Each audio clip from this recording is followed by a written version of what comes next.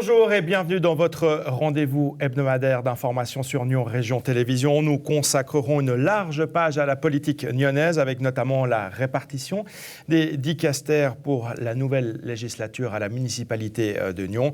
Et puis nous nous évaderons également quelque peu du côté de Caribana qui aura lieu la semaine prochaine.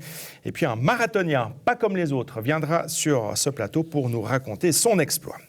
On a donc appris ce matin, la municipalité de Nyon a procédé à la répartition des dicastères pour la législature 2016 à 2021. Dans les grandes lignes, les changements, Fabienne Frémont-Canton récupère notamment la culture. Et puis pour les nouveaux, Roxane Faro reprend les travaux, l'environnement, la mobilité et la sécurité.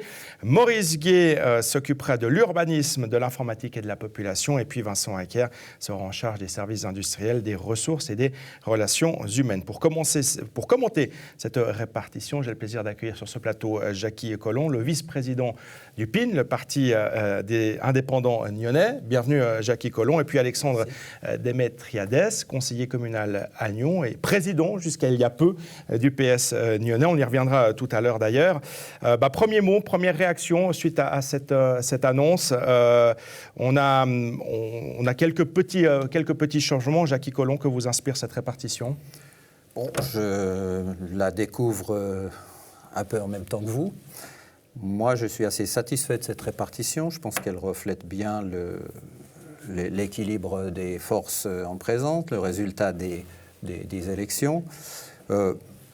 Ça entre, il me semble bien, dans les affinités de chacun. La responsabilité est largement répartie. Je constate par exemple, ça c'est mon opinion personnelle, que la gauche obtient une très bonne vitrine avec des dicastères qui sont bien représentés souvent dans le public, comme la culture, les sports, le social, des dicastères qui font plaisir, hein, et que le centre droit va se... Ceux qui ne font pas plaisir alors Non, mais peut-être ce qu'on pourrait appeler des dicastères plus durs, plus pragmatiques, comme justement tout ce qui concerne les constructions, l'urbanisme, la sécurité, la police et tout. Alexandre Démétriades, pour vous ? Alors de notre côté, on a partiellement la satisfaction d'une part parce que Stéphanie Sputz garde exactement les mêmes dicastères qu'elle avait précédemment. Fabienne Frémont-Canton, alors nous dans l'idéal, on voulait garder l'urbanisme, c'est clair. On a été vraiment les protagonistes actifs d'une politique du logement sur le long terme. Fabienne Frémont-Canton a semé un peu des graines pour le futur avec une vraie politique urbanistique qui a été lancée. C'était quasi évident que ce dicaster allait être repris. Maurice Gué on avait déjà fait part, même publiquement. La droite a pris les dicasters les plus politiques et les plus tendus, M. Collomb vient de le dire. Ils devront assumer. Nous, on restera très attentifs sur ce qui se fait au niveau du logement, au niveau de notre groupe politique, quitte à, si la droite veut détricoter tout ce qui s'est fait au niveau de la politique de l'urbanisme, quitte à aller en référendum, à faire une opposition constructive, mais potentiellement une opposition. Maintenant, on est encore très tôt pour pouvoir dire comment ça va se passer. On sait déjà que sur l'urbanisme particulièrement, vu que c'est une question qui nous tient à cœur, cette équipe de droite qui a fait campagne ensemble n'est pas du tout unanime. Les indépendants ont défendu une position, le PLR aussi une autre. Donc on verra bien comment ça va se passer. Il y a un des services importants, c'est les ressources humaines. On est en pleine discussion justement du nouveau statut du personnel. Et c'est donc le centre droit qui en hérite désormais.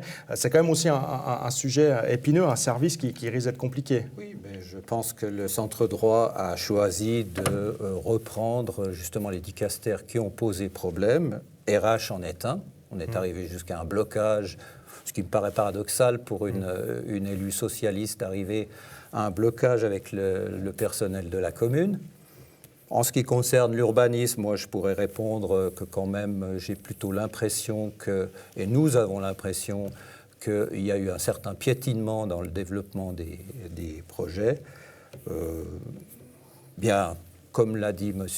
Démétriades, on va les assumer. Les RH, ce n'est pas quelque chose que vous auriez souhaité garder à la gauche? Si je peux juste revenir sur ce qui vient d'être dit, certes, c'était une municipale socialiste qui travaillait sur le dossier des RH, mais avec une intervention de M. Joly, qui est pour je vais dire simplement une libéralisation, en gros, du droit du travail pour le personnel.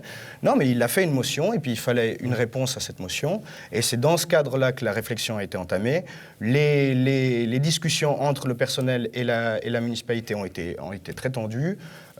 Maintenant, le personnel a refusé d'entrer en matière dans les négociations. Ils vont devoir reprendre ce sujet. C'est vrai que c'est un peu peut-être la patate chaude qui est transmise d'une municipalité à l'autre.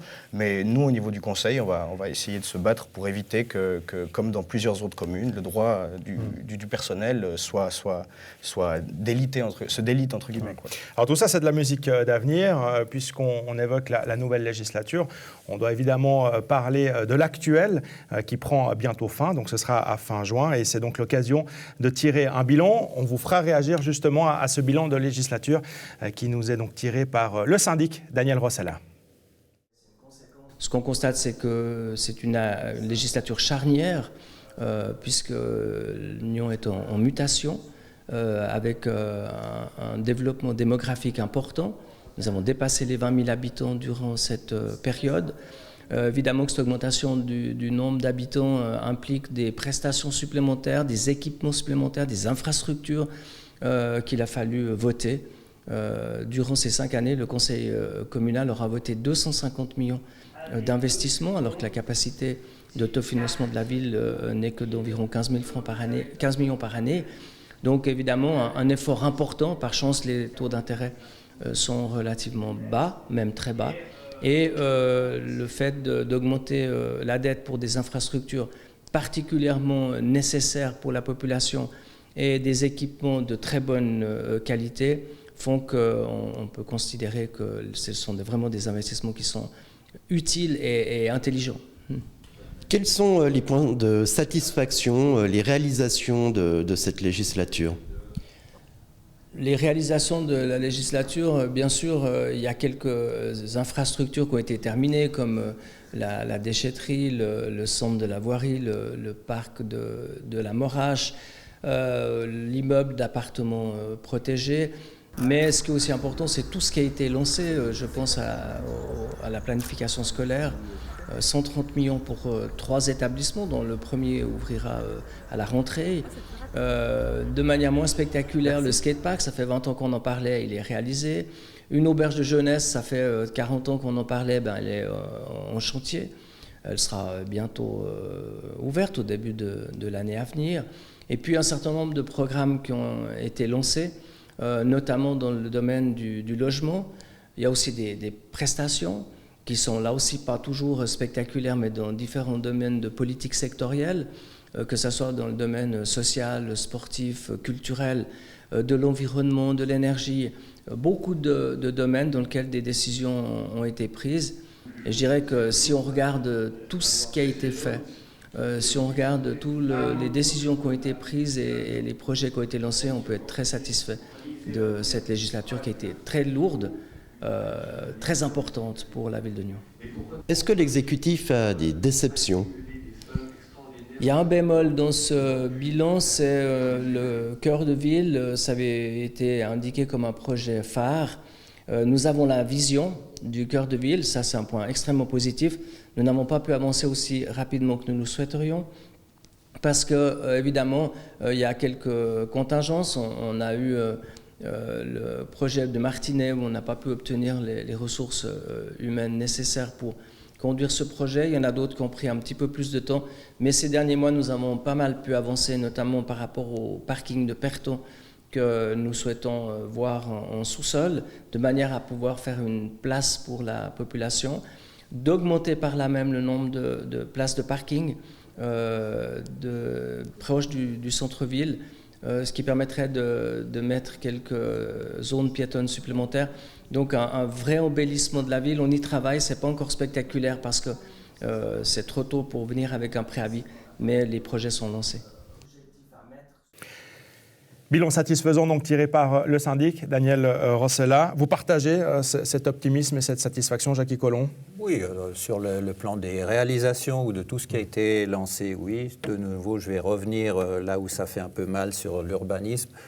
Moi, je n'ai pas le sentiment qu'on n'a pas donné les ressources pour le développement du quartier du Martinet, puisque ces ressources nous ont été demandées en fin de législature. Alors effectivement, nous avons refusé un chef de projet, mais dans les 4 premières années, il ne s'était pas passé grand-chose.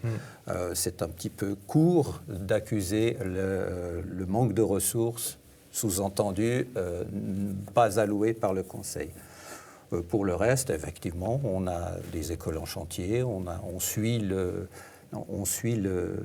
l'équipement de la ville par rapport au développement démographique. Il y aura certainement encore beaucoup de pain sur la planche. Ouais. Alexandre Ahmed-Firdès, vous également, vous partagez l'optimisme du syndic? Écoutez, oui, on le partage dans le sens où on a été des acteurs de premier plan au conseil communal, à savoir le PS et les Verts, dans le sens où on avait une minorité au conseil communal et une majorité à la municipalité. Il me semble que c'est très rare d'avoir cette configuration et de réussir à faire passer, j'ai déjà eu l'occasion de vous le dire ici, mais plus de 95% des dossiers qui étaient présentés. Ça veut dire que cette municipalité sortante, malgré le type de campagne qui a eu lieu, qui était parfois quasi calomnieuse à l'encontre de certains municipaux, ça veut dire qu'ils ont réussi justement à créer des alliances, à trouver des compromis. Et je pense que de ce point de vue-là, pour une ville, c'est très positif. Donc au-delà de la substance de ce qui a été fait, la forme avec laquelle ça a été fait, je trouve que ça a été une bonne législature, oui. Jackie Collomb, vous voulez rajouter quelque chose? Oui. Là-dessus, pour dire que M. Démétriades dit qu'avec une minorité, il a pu amener à accepter le 95% des projets. Ce qui veut bien dire que le centre droit l'a aussi soutenu. Parce qu'avec sa minorité seule, il n'aurait jamais pu faire passer tous ces projets. Alors, on ne va pas tout jeter. Il y a eu quelques projets sur lesquels le centre droit a été en opposition, mais quand même, dans les grandes réalisations, on a toujours été d'accord avec ce qui devait être fait. Merci messieurs d'avoir commenté cette répartition des dicastères et d'avoir réagi donc à ce bilan de législature. Merci beaucoup Jackie Collomb. Alexandre Ahmed-Firdès, vous restez avec nous parce qu'on va dans quelques instants parler encore justement de ce changement à la tête du PS de Nyon. Avant cela, on va d'abord évoquer les comptes 2015 de la ville de Nyon puisque le conseil communal devra prochainement se prononcer là-dessus. Le budget prévoyait un déficit de près de 7 millions de francs. Il y a finalement eu excédent de recettes pour 1,2 million. Une bonne nouvelle donc pour la ville, ce dont se félicite Claude Huldry, le municipal en charge des finances. Lors du budget, il y avait un déficit qui était prévu d'à peu près 6 millions, un peu plus de 6 millions de francs. Pour finir, c'est un bonus. Comment vous expliquez ça ? Alors c'est à peu près chaque année la même chose et heureusement pour chaque ville, on n'est pas les seuls dans ce cas. Le municipal des finances et la boursière doivent être prudentes. C'est, je dirais, l'essence même d'un municipal des finances et d'une boursière. Nous avions déjà adapté les budgets des rentrées des personnes physiques et morales sur les comptes 2014. Et effectivement, on a encore des bonnes surprises. Alors, une des bonnes surprises, je dirais, c'est les rentrées sur les personnes physiques, parce que ce n'est pas le cas dans toutes les villes. On voit que dans certaines villes, elles stagnent, voire même elles régressent. Ici, à Nyon, elles continuent de progresser. Alors peut-être grâce à l'arrivée de nouveaux citoyens. L'autre bonne nouvelle, c'est les personnes morales.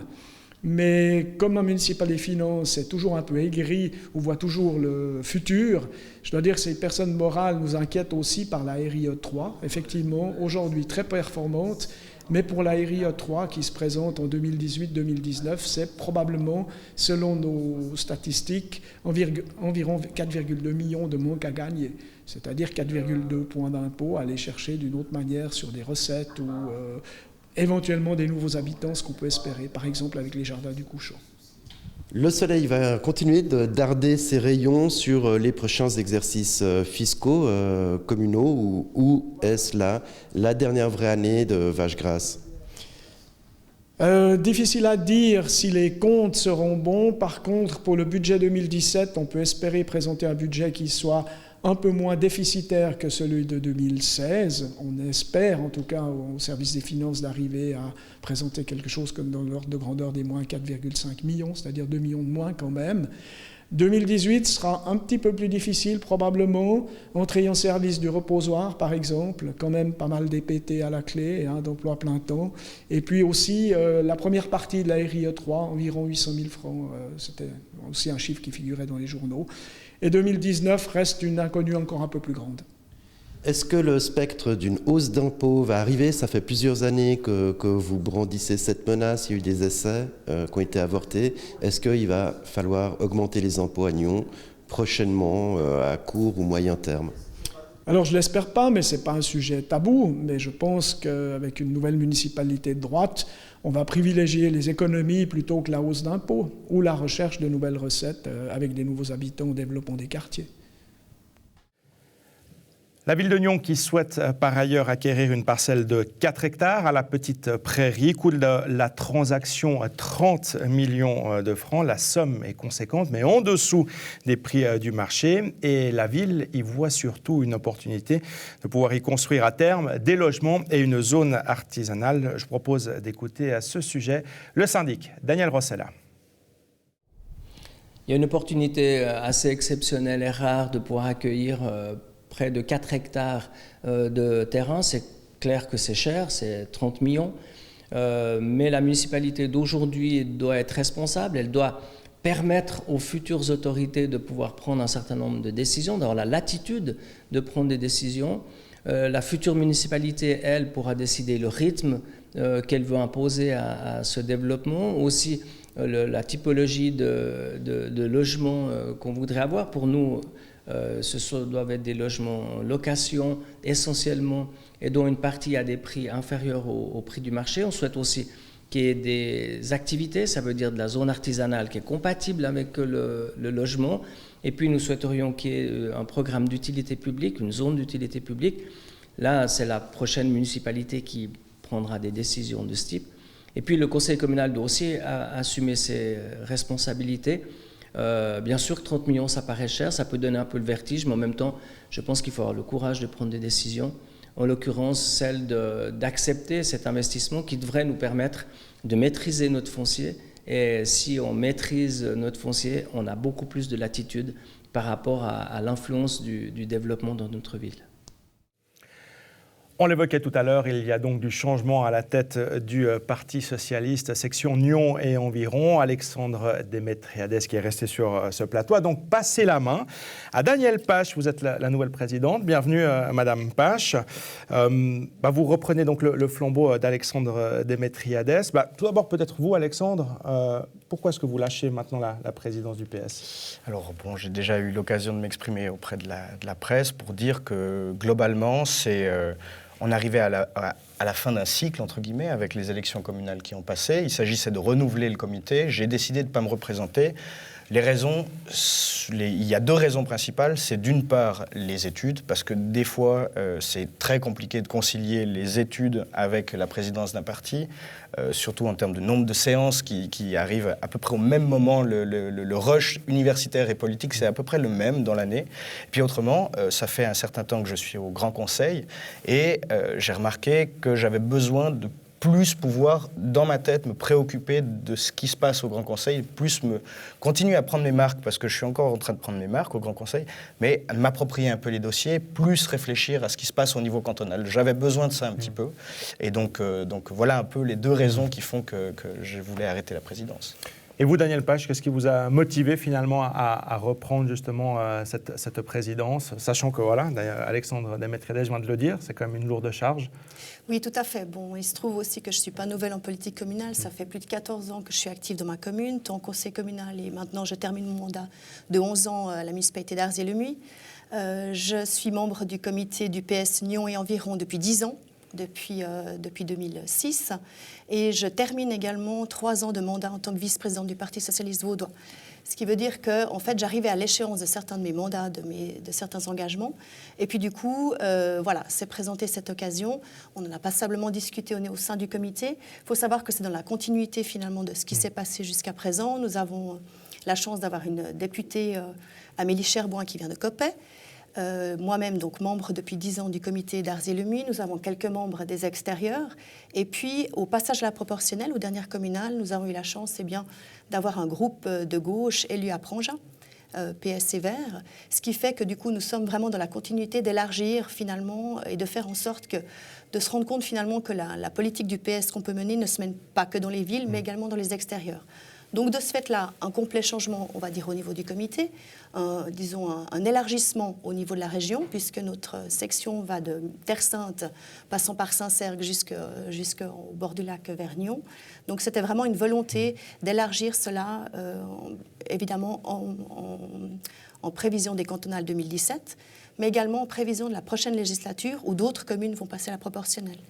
Voilà. Quel bilan vous tirez de ces 3 années, un peu plus, de présidence? Alors, de manière très générale, je suis très satisfait des 3 dernières années qui ont eu lieu, particulièrement, alors, on va reparler de Nyon, focaliser sur Nyon, parce que c'était la principale activité, quand même, il faut le dire, du PS Nyon et environ. Ça va changer, mais c'était ça.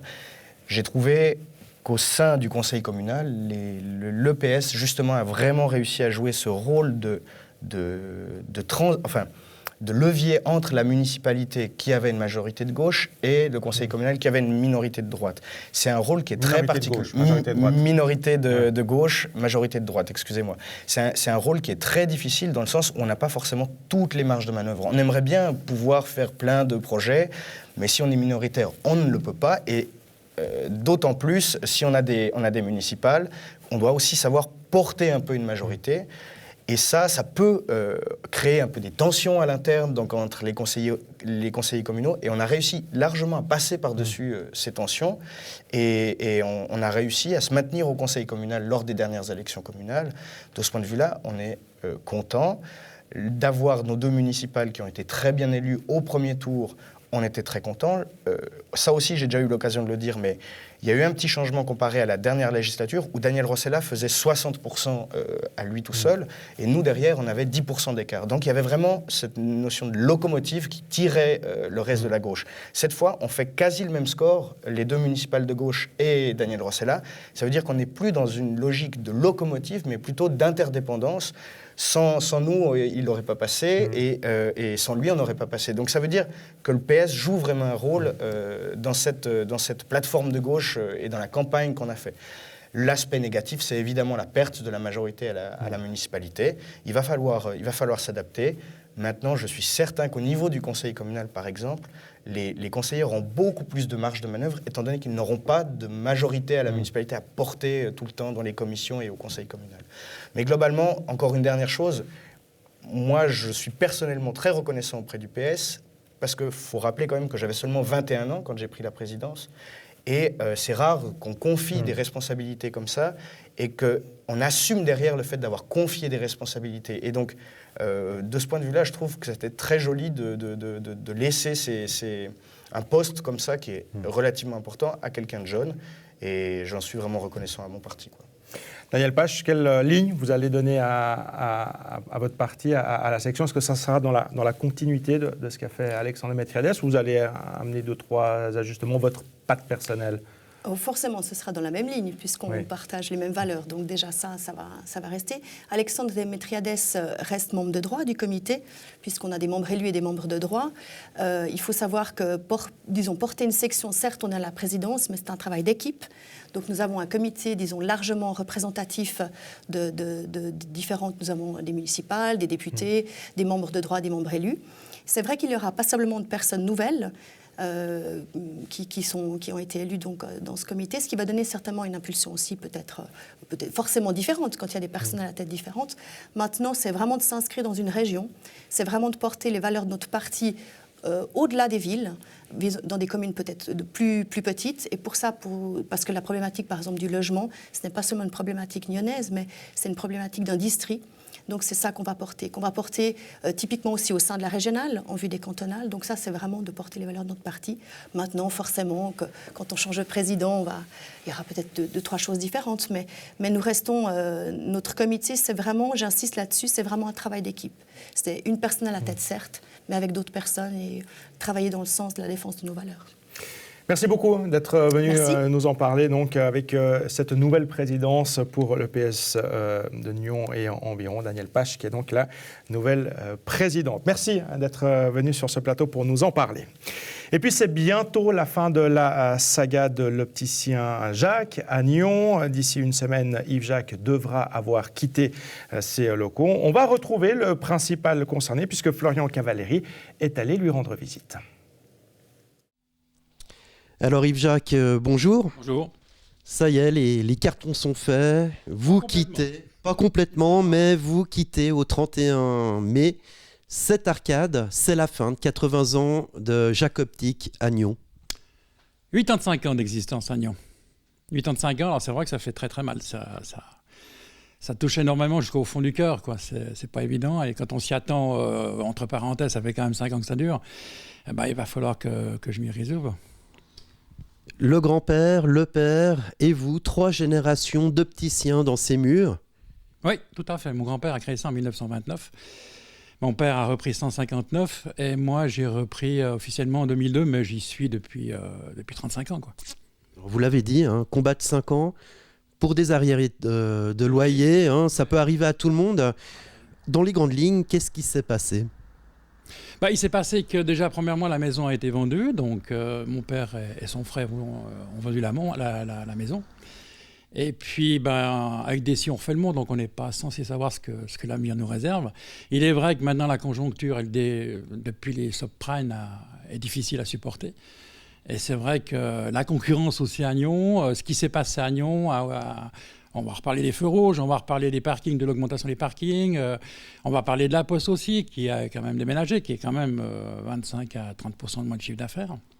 Et ça, on l'a tous ressenti dans la région. Donc, est-ce que je suis le premier d'une hécatombe ? Je n'en sais strictement rien. J'espère pas. En tout cas, vous êtes un des derniers commerces, vous étiez un des derniers commerces historiques. Dans cette rue, il y a d'autres commerces qui risquent aussi de fermer. Pourquoi le commerce local nyonnais marche si mal ? Vous avez évoqué plusieurs raisons, mais est-ce que ce sont vraiment les raisons qui font que les gens désaffectent ces commerces ? Alors, est-ce que les grandes surfaces sont une raison valable ? Je ne pense pas, parce qu'apparemment, il y a aussi des problèmes chez eux. Moi, je pense que la conjoncture, le franc fort de l'année dernière, qui a aussi perturbé beaucoup la consommation, en fait partie également, ça c'est sûr. Mais maintenant, moi j'ai de la concurrence. Alors, est-ce qu'il marche aussi bien que moi ? J'ai un doute aussi. Donc, forcément, les gens, je pense que les gens se freinent, essayent d'économiser de l'argent, mais on dit que dans la consommation, il faut dépenser pour faire marcher, justement, les petits indépendants. Et les indépendants, on est quand même un service après-vente. On rend service aux gens. Et moi, c'est ce que j'appréciais le plus, c'est de rendre service, de faire toutes les réparations possibles et inimaginables, de faire des soudures, des charnières. Les gens l'appréciaient énormément. Eh ben non, c'est fini. Maintenant, on vit dans un état de consommation, on achète et on jette. Les autorités locales sont aussi souvent pointées du doigt. Est-ce qu'elles ont vraiment une marge de manœuvre ? Est-ce qu'il est possible pour la municipalité nyonnaise d'aider le commerce local ? Et de quelle manière ? Alors ça, je n'en sais strictement rien du tout. Maintenant, est-ce que c'est de leur faute ? Alors, politiquement parlant, je pense que ce qui s'est passé réellement à Nyon a une grosse influence, c'est évident. Maintenant, est-ce qu'ils peuvent faire quelque chose pour l'avenir ? Je n'en sais pas du tout. On aimerait bien que les municipaux, que les gens du conseil communal de Nyon viennent dans nos commerces. On ne les voit jamais. Moi, je ne les vois jamais, en tout cas. Donc, déjà, rien que ça, pour marquer le coup, ce serait juste l'idéal. Mais voilà. Vous êtes un entrepreneur né. Ouais. Et je crois que vous allez déjà rebondir d'une façon assez subtile et assez ironique. Hein. Oui, c'est vrai. C'est que le marché du printemps, qui est donc samedi, le 28 mai, eh bien, je m'en vais offrir une verreille pour ceux qui veulent venir boire un verre, une sorte de message d'adieu, ou de revoir, parce que je reviendrai quand même. Et puis, je fais venir une tiny house. Qu'est-ce donc ? Une tiny house, c'est une petite maison en bois, c'est une mode américaine. On désire, avec mon ami Pascal Cornu, qui est le créateur de ces tiny houses, la deuxième vient à Nyon ce 28 mai pour la présenter. J'espère qu'on aura du monde. C'est vraiment l'idéal. Je pense que c'est l'avenir de l'habitation. Un petit peu un joli pied de nez aux agences immobilières, comme on va dire. Qu'on ne va pas nommer, hein, mais... Cette verrerie de soutien, elle aura lieu ici, à Jacques Optique. Entre quelle heure et quelle heure ? Expliquez-nous, quel est le programme ? Alors, le programme verré, donc on boit un verre, on discute, on partage. Les gens pourront visiter la maison. Elle vient à partir de vendredi soir 16h. Elle restera toute la nuit. Elle sera sous surveillance, bien sûr. Et puis toute la journée, donc on pourra visiter la maison.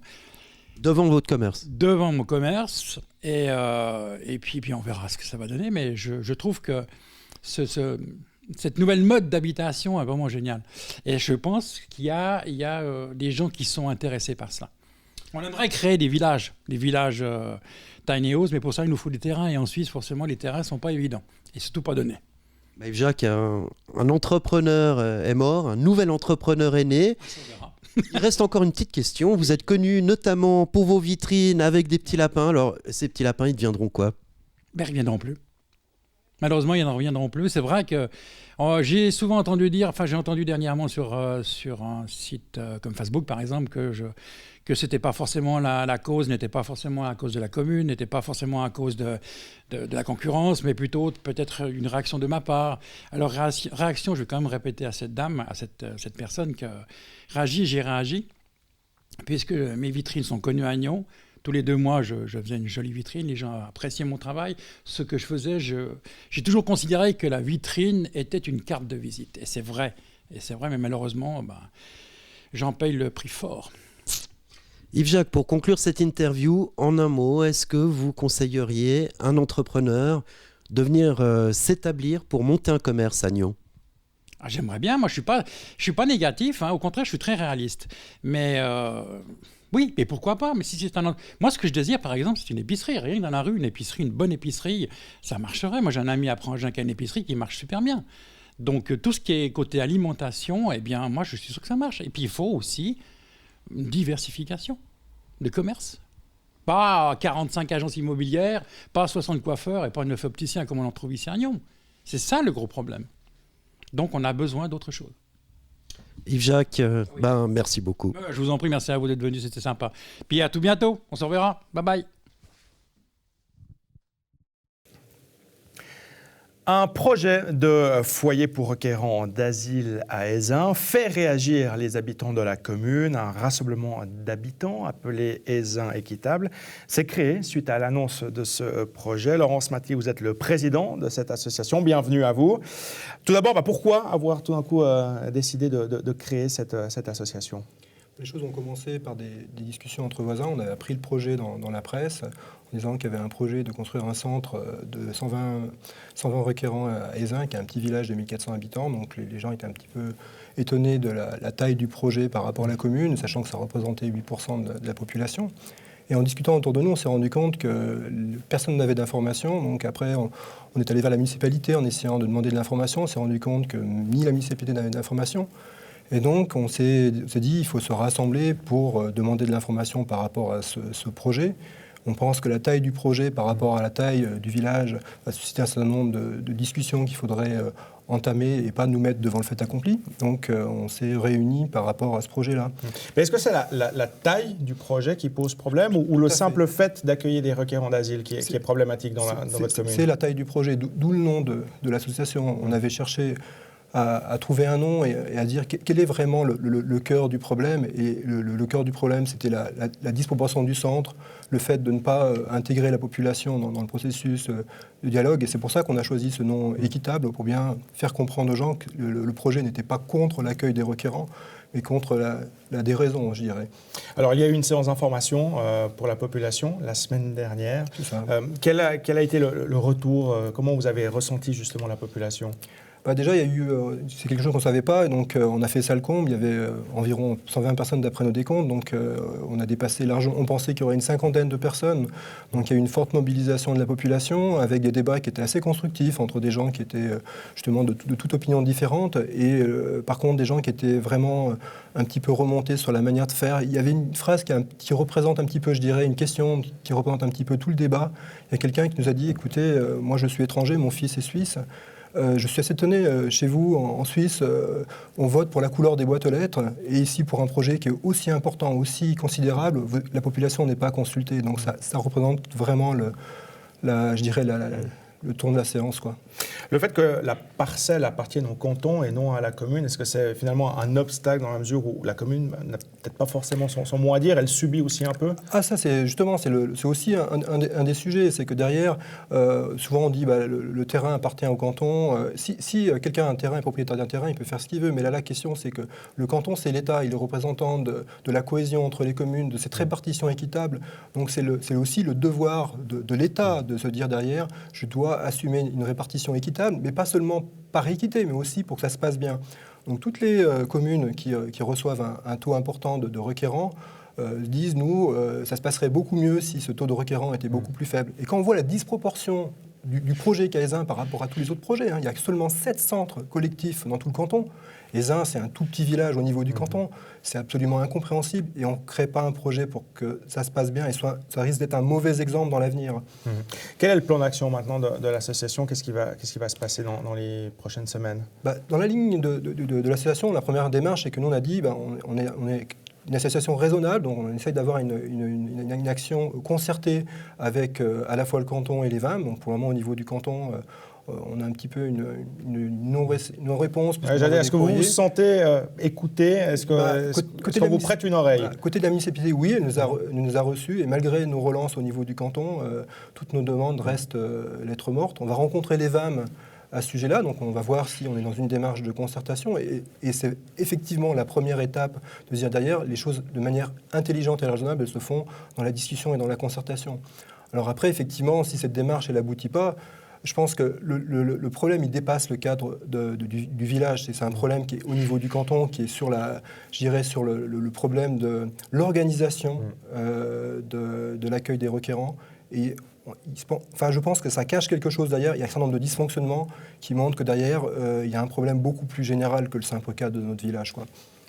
Merci beaucoup Laurence Mathy d'être venu nous en parler. Donc, on suivra évidemment les épisodes à venir de ce projet de foyer du côté d'Ézin et votre association Ézin Équitable. Merci beaucoup. Merci beaucoup. La RDU, c'est la route de distribution urbaine. Ce n'est pas encore pour tout de suite, mais le projet, il avance. C'est une route qui est amenée à décharger les axes routiers déjà existants pour desservir notamment le nord de la ville de Nyon, d'est en ouest. On fait le point avec Florian Cavalleri et ses invités. Et l'on reparle de la RDU, cette fameuse route de distribution urbaine. Mais qu'est-ce que la RDU? Justement, nous sommes en compagnie du groupe IL qui s'occupe de mener à bien ce projet. Peut-être vous êtes la présidente de ce groupe IL, Elisabeth Ruéret. La RDU, qu'est-ce que c'est? Alors, c'est à la fois une route et à la fois un développement urbain. Donc, c'est une route qui va avec des projets de construction de quartiers, d'habitation et de toutes sortes de développements qui permettront à la région d'avoir des infrastructures régionales et de permettre aux habitants de la région d'habiter encore dans la région. Parce que la région nyonnaise, c'est le deuxième pôle économique de Suisse. C'est une région dynamique, tant du point de vue des entreprises que des habitants, que des nouveaux habitants qui viennent s'y établir. Et au départ, cette fameuse RDU, on la doit un petit peu à Prangin, qui avait refusé la grande ceinture nyonnaise, c'est ça ? Alors effectivement, si on se reporte à 2003, à cette époque-là, la municipalité de Prangin s'est opposée au projet de la Grande Ceinture à Nyon parce qu'elle craignait qu'il y ait trop de trafic sur la route de l'Étrat. Et à partir de ce moment-là, le canton, la région et les communes concernées se sont mises autour de la table pour trouver une solution. Et c'est ce qui a débouché d'abord sur le schéma directeur de l'agglomération nyonnaise. Et puis dans ce schéma est prévu effectivement le concept RDU qui était jusqu'ici un peu, disons, un concept général et qui s'est quelque peu détaillé avec cette étude test. Ce concept s'affine notamment au vu des premières études démographiques qui ont eu lieu au tournant des années 2000. Gérald Creteny, ces études démographiques, qu'est-ce qu'elles ont prouvé ?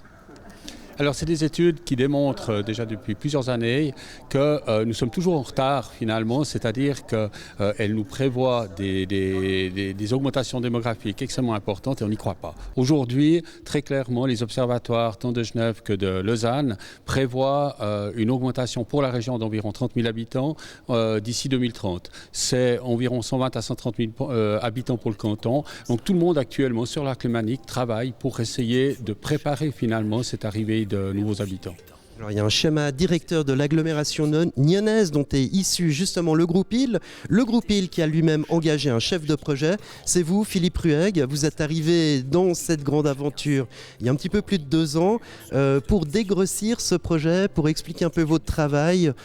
Comment on pourrait résumer ça en 1 à 2 phrases? L'exercice est difficile. Alors, je fais à la fois des études de faisabilité routière par rapport à l'infrastructure de la route, mais également des études test d'urbanisme. Et là, nous avons travaillé sur un secteur tout à fait emblématique de la route de distribution urbaine, qui est à la fois sur Nyon, en Oultoret, et sur Prangin et Tranor. Donc c'est une belle intercommunalité qui a été faite, et on travaille avec le canton, la région, les 3 communes, Ézin, Nyon, Prangin, pour faire avancer ce projet.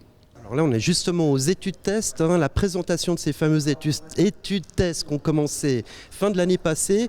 Qu'est-ce qu'on peut voir dans ces études tests? Il y a eu 3 groupes qui ont travaillé. Vous en présentez un qui a été plus ou moins défini, non 3, expliquez-moi un petit peu. C'est très complexe ce sujet. Alors effectivement, c'est un concours d'urbanisme ouvert. 3 bureaux d'urbanisme, 3 équipes pluridisciplinaires ont travaillé ensemble, mais ont développé chacun une option, une orientation.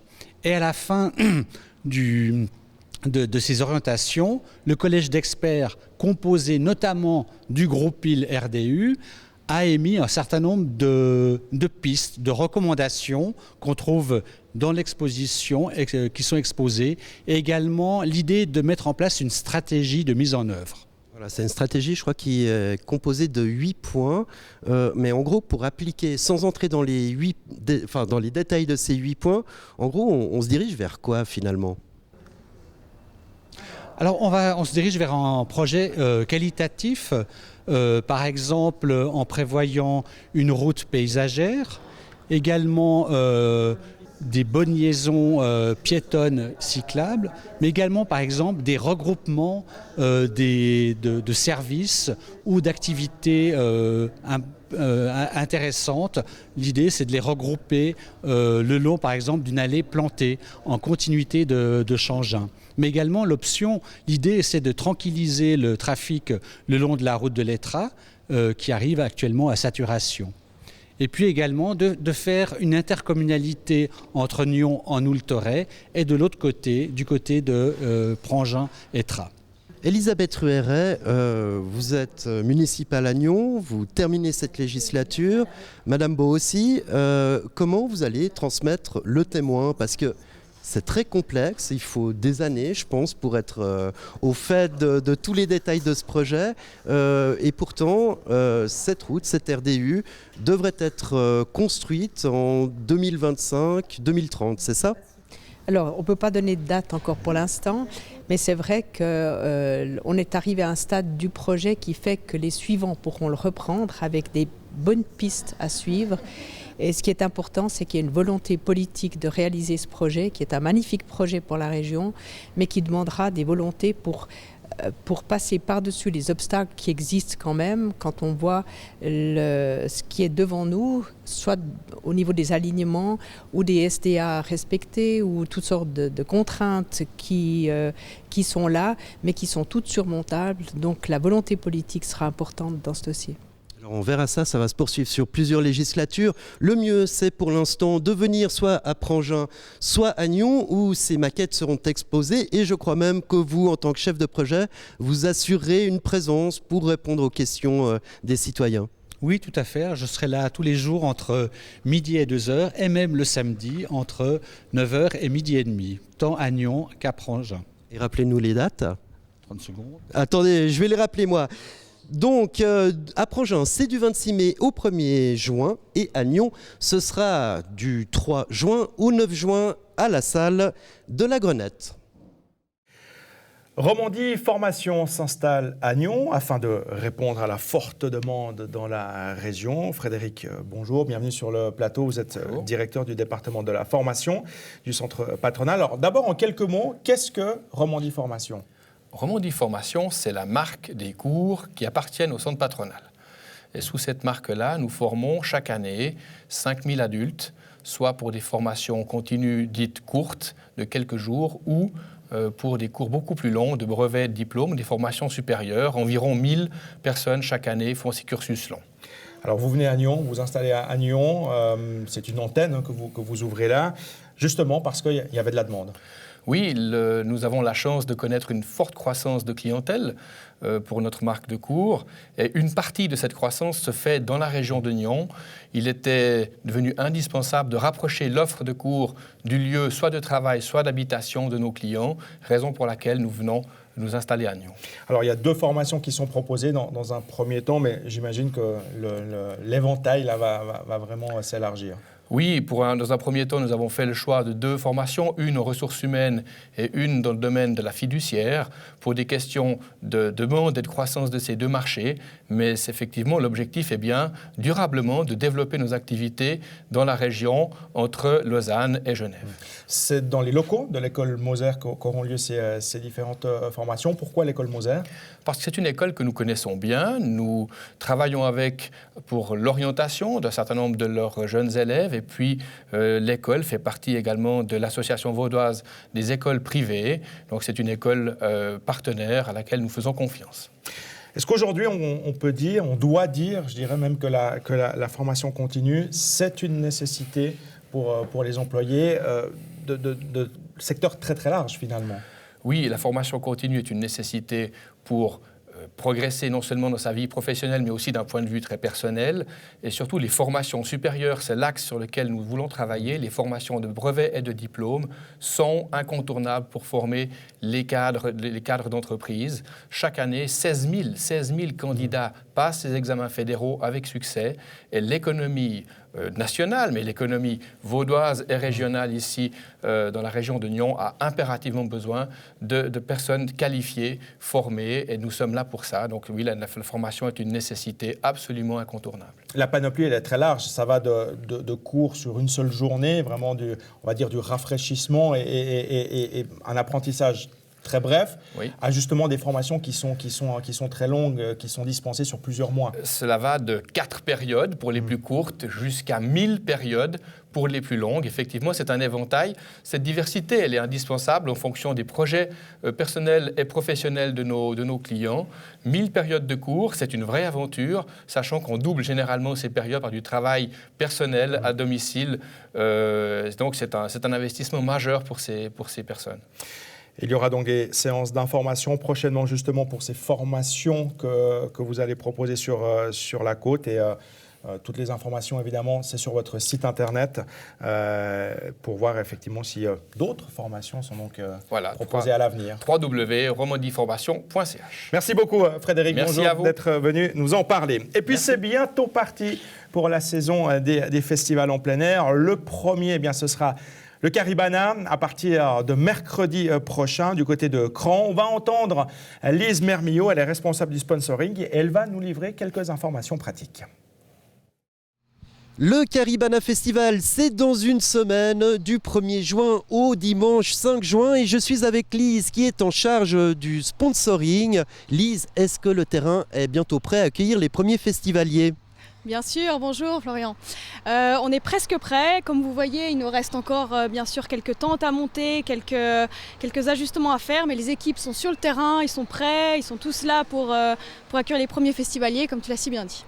Alors justement, ces festivaliers vont venir en voiture, en bus. Quelles sont les nouveautés de cette année ? Est-ce qu'il y a des lignes gratuites pour amener ces festivaliers ? Est-ce qu'il y a des parkings qui sont prévus un peu différemment des éditions précédentes ? Comment arriver au Caribana Festival ? Alors on essaye toujours de favoriser la mobilité douce et de pousser les gens au covoiturage notamment. Et au transport public, j'imagine. Transport public, bien sûr. On a notamment la ligne 811 qui sera gratuite pour tous les festivaliers entre Nyon et Coppet, donc bien sûr en passant par Cran-Près-Céligny, qui sera gratuite à partir de 16h30 jusqu'à la fin du service, donc entre 2 et 4h du matin suivant les jours. Et puis bien évidemment les parkings qui sont toujours à disposition de nos chers festivaliers, un petit peu plus loin, le long de la route. Et puis on a environ 2000 places pour le parking pour tous nos festivaliers à proximité du festival. C'est parfait. Puis une fois qu'on a passé l'entrée du Caribana, on arrive sur le terrain. Là, on a une vue magnifique sur ces infrastructures. La question qui revient d'année en année, c'est l'implantation et notamment le respect de ce magnifique parc. Alors, est-ce que cette année, vous réitérez votre opération avec ce revêtement spécial qui fait des miracles ? Oui, alors effectivement, c'est quelque chose qui nous tient à cœur et qui est cher pour le Caribana. Donc la protection de l'environnement en général, la protection des sols, avec ces plaques de protection qui vont recouvrir tout le terrain pour permettre une préservation des sols. Et puis on a également d'autres actions écologiques, notamment on utilise des gobelets consignés recyclables. Cette année, on a des partenariats avec notamment une association qui s'appelle l'Association de sauvegarde du Léman, avec qui on collabore pour la préservation des rives, qui ont organisé une collecte des déchets dans le lac sur les rives cette année et nos bénévoles ont participé à cette action. On va également pousser tout ce qui est recyclage des déchets. On a une collaboration avec un partenaire pour améliorer notre recyclage des déchets et notamment proposer pour certains espaces la vaisselle compostable. C'est parfait. Pardon. Biodégradable, donc certainement compostable aussi par la suite. Il y a aussi eu des changements sur ce terrain, des arbres qui ont dû être abattus. Est-ce que ça a changé un petit peu l'implantation ou peut-être le confort des spectateurs ? Oui, alors effectivement, on a une vue qui est agrandie sur le lac. On a la vue sur le jet d'eau, sur le Mont Blanc, comme vous pouvez le voir. Donc ça, c'est un des premiers attributs pour le festivalier. Et après, pour le côté à l'interne, plus technique, c'est vrai que ça nous a facilité aussi certains accès. Puis là, on est sur une magnifique terrasse que certains festivaliers reconnaissent comme étant la terrasse VIP. Moi, je ne le savais pas, mais les festivaliers y ont accès en ayant un abonnement, on va dire, plus. Exactement, c'est un nouveau produit cette année qu'on a souhaité mettre en place suite à une forte demande. Donc c'est une grande terrasse de, comme vous pouvez le voir, plus de 200 mètres carrés qui va accueillir environ 200 à 300 personnes supplémentaires par soir et qui sera disponible via un billet VIP qui est disponible sur notre site internet en exclusivité et qui donne accès à certaines zones VIP dont celle-ci ainsi qu'une coupe de champagne. Alors, est-ce que le Caribana affiche complet cette année ? Est-ce qu'il reste encore quelques places ? Il reste encore quelques places, il faut vous dépêcher. Et puis le soir même du festival, est-ce qu'on peut encore avoir quelques précieux sésames si on arrive un peu en se disant allez, on va faire la fête au Caribana ? Oui, exactement, bien sûr. On essaye toujours d'avoir un quota disponible pour les gens qui viennent le jour même.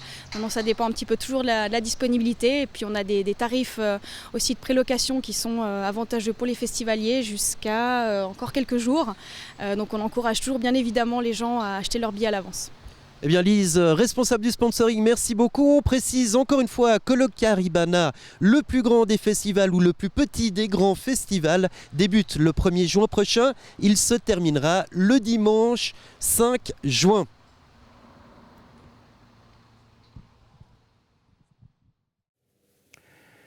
Et pour clore cette émission, j'ai le plaisir d'accueillir Quentin von Tobel sur le plateau. Bienvenue Quentin. Alors, vous étiez à Copenhague le week-end dernier pour y courir le marathon. Alors, déjà, comment ça s'est passé ? Alors ça s'est relativement bien passé puisque j'ai terminé la course. C'était un peu plus dur que ce que j'avais prévu, notamment à cause de la chaleur. C'était vraiment pas évident. Mais enfin, j'ai terminé, donc l'essentiel, le but est atteint. Alors, si vous l'avez fait, ce marathon, et si on vous invite sur ce plateau pour en parler, c'est qu'il y avait une raison particulière, justement. Il y avait une histoire personnelle là derrière. Tout à fait. En fait, j'ai été mordu ou piqué par une tique il y a maintenant presque 3 ans. Et s'en est suivi une maladie de Lyme assez sévère avec plein d'effets secondaires. Et puis après, dans le processus de guérison, je m'étais fixé un challenge où j'avais dit, bon, je vais courir un marathon comme pour clore un peu la maladie et puis me prouver en fait que j'allais bien, quoi. Cette maladie, elle est derrière maintenant ? Elle n'est pas encore tout à fait derrière, mais on est sur le bon chemin. J'ai encore 2-3 symptômes, 2-3 problèmes de digestion et puis des arythmies cardiaques qui persistent, mais qui sont largement supportables par rapport à tout ce qu'il y a eu avant. Alors du coup, vous êtes lancé ce défi, faire un marathon. Vous n'étiez pas tout seul à le courir, hein. Vous êtes parti à 3. Ouais, voilà, on était 3. Il y avait mon frère et puis une amie. Mon frère qui faisait son 2e marathon. Et c'est vrai qu'à 3, c'est beaucoup plus facile pour la préparation. Et puis, même lors de la course, de savoir qu'on est 3 au départ, c'est quand même bien plus agréable. Et puis, il y en avait d'autres qui vous ont suivi, qui étaient sur les bords de la route, qui vous ont encouragé. Vous avez plus bénéficié du soutien, justement, de vos amis aussi. C'est clair, on était une petite dizaine en tout. Ils ont loué des vélos, donc ils ont pu nous suivre sur tout le parcours assez régulièrement, nous donner de l'eau quand il y en avait besoin. Et c'est vrai que sans le soutien des gens, je pense que c'est très compliqué. Là, on sait qu'on a une échéance tous les 3-4 km, on va voir quelqu'un avec le grand sourire qui nous encourage, c'est vraiment agréable.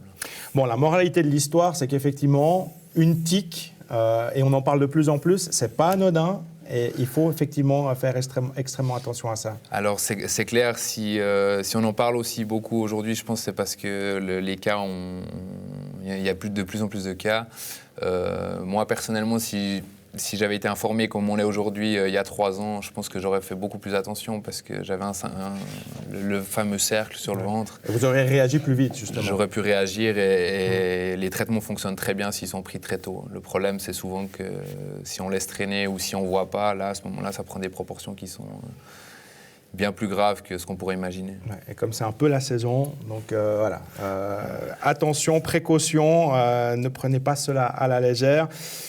Vous allez en refaire un de marathon, du coup, prochainement, pour le plaisir? Alors, tout prochainement, non, il va falloir que je me remette un petit peu, mais l'année prochaine, certainement, qu'on va rééditer l'expérience. À Copenhague ou ailleurs? Ailleurs, on va essayer de visiter une autre ville, et puis ça sera très sympa si on peut refaire ça les 3. Merci beaucoup, Quentin von Tobel, et on continuera à suivre vos exploits du coup sur ces différents marathons. Voilà, c'est tout pour aujourd'hui. Dans un instant, le débat, on va évoquer la législature de Région Nyon qui touche également à sa fin, et puis il y aura également la page culturelle qui vous sera présentée par Andrea Brass-Lopo. N'oubliez pas notre site nrtv.ch, notre page Facebook, 2 endroits où vous pouvez revoir nos émissions en tout temps. Très belle suite de programmes à vous et à très bientôt.